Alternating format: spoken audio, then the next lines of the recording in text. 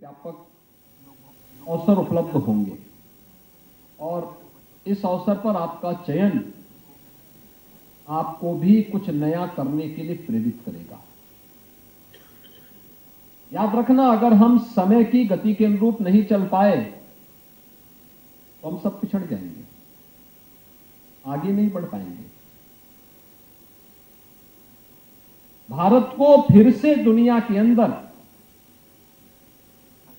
जो भारत की पहचान थी, उस पहचान को भारत के अंदर फिर से स्थापित करने की प्रक्रिया का यह हिस्सा है।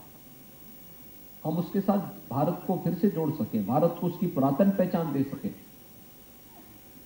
केवल विश्व गुरु बोलने से हम विश्व गुरु नहीं हो जाते हैं। उसके अनुरूप इनोवेशन को, रिसर्च एंड डेवलपमेंट को हमें आगे बढ़ाने के लिए तैयार होना होगा।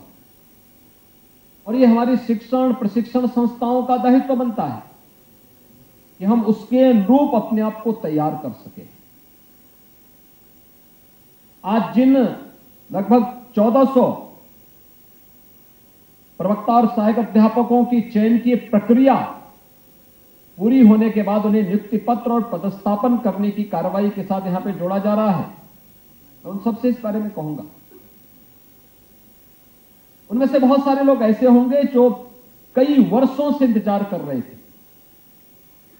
वे तमाम अन्य परीक्षाओं में इससे पहले भी यूपीएससी की रही हो या फिर अधीनस्थ सेवा चयन आयोग या माध्यमिक शिक्षा चयन आयोग, उच्च शिक्षा चयन आयोग या अन्य तमाम परीक्षाओं का पार्ट रहे होंगे, प्रयास किए होंगे।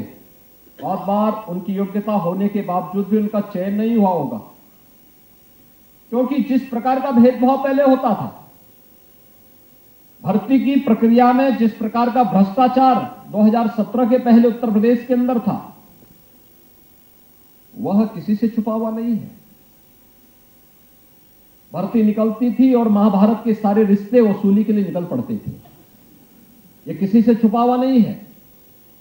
लेकिन विगत 5.5 वर्ष के अंदर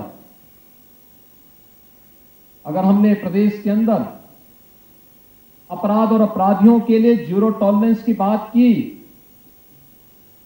तो हम लोगों ने विगत 5.5 वर्ष के अंदर भ्रष्टाचार और भ्रष्टाचारियों के लिए भी उसी जीरो टॉलरेंस की नीति को अपनाया है।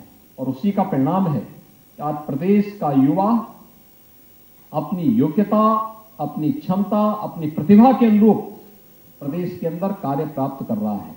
और अब तो राष्ट्रीय स्तर की वे निष्पक्ष एजेंसियां जो देश के अंदर अनएम्प्लॉयमेंट की बात के बारे में निष्पक्ष विवेचना करती हैं, वे भी इस बात को कहती हैं कि उत्तर प्रदेश के अंदर विगत 5.5 वर्ष के अंदर अनएम्प्लॉयमेंट रेट 19% से घट करके केवल 2% तक सीमित रह गया है।